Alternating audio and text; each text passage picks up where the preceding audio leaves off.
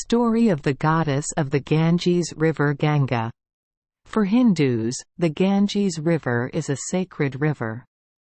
Anyone who bathes in this river will be relieved of their sins in life and can free themselves from reincarnation. Cremation is also often sprinkled into the Ganges River with the belief that the soul of the dead will go to heaven. The river is personified as a goddess, worshipped by Hindus. That is goddess Ganga. There are many versions about the origin of goddess Ganga. There is a story that she was created from drops of water in Brahma's holy water gourd.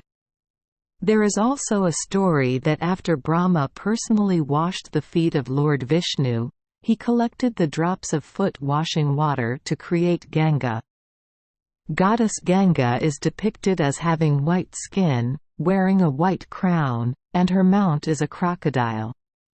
Ganga's right hand held a water lily, her left hand held a guitar. At that time Ganga was still in heaven. At that time, a king named Sagara gave birth to 6,000 sons. One day, King Sagara performed a ritual to bless the kingdom. An indispensable part of the ritual was a horse, but the horse was stolen by the sun god Indra. Sagara ordered all his sons to go everywhere on earth to search for the horse.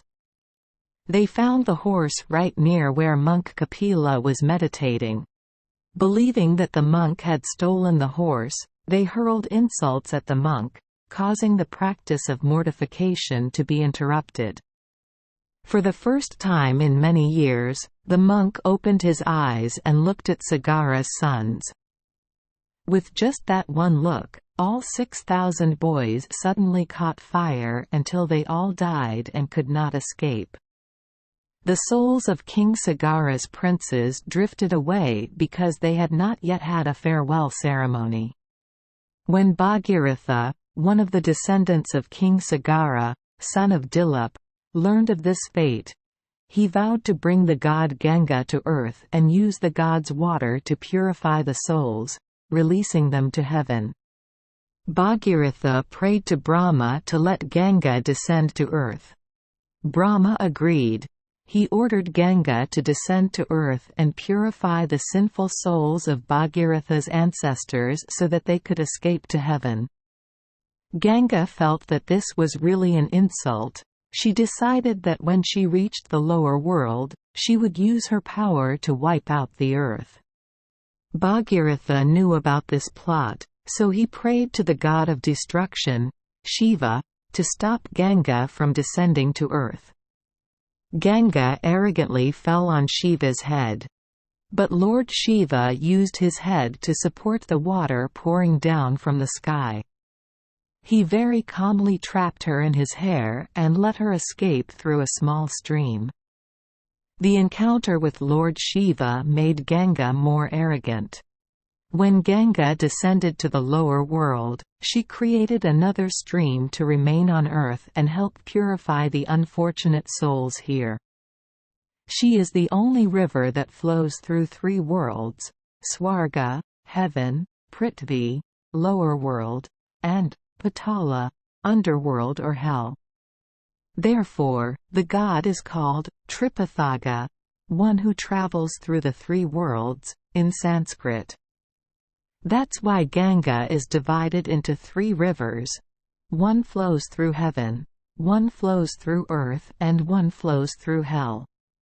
Because of Bhagiratha's efforts, Ganga, the river is also called Bhagirathi, and the word Bhagirath Prayatna is used to describe heroic efforts or successes achieved through difficulties. Another name that Ganga was given was Janavi. The story goes that once when god Ganga descended to earth, on the way to Bhagiratha, the rolling water he created caused the destruction of the fields of a monk named Janu. The monk was angry, he drank all the Ganga water. At this time, the gods prayed for Ganga so that the goddess could continue to carry out her mission.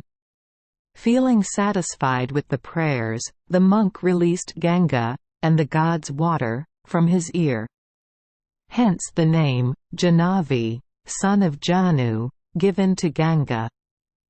It is believed that the river will definitely dry up at the end of the Kali Yuga, the Dark Age, which is the current era of humanity, and, just like the Sarasvati River, after the Ganges River dried up, this era also ended. According to the cycle, the next era will be Satya Yuga, the era of truth. Thank you for joining us for today's fairy tale. We hope these stories bring joy and meaning to your day. If you love our channel, please hit the subscribe button so you won't miss any exciting tales. Wishing you a good night and sweet dreams. See you in the next story.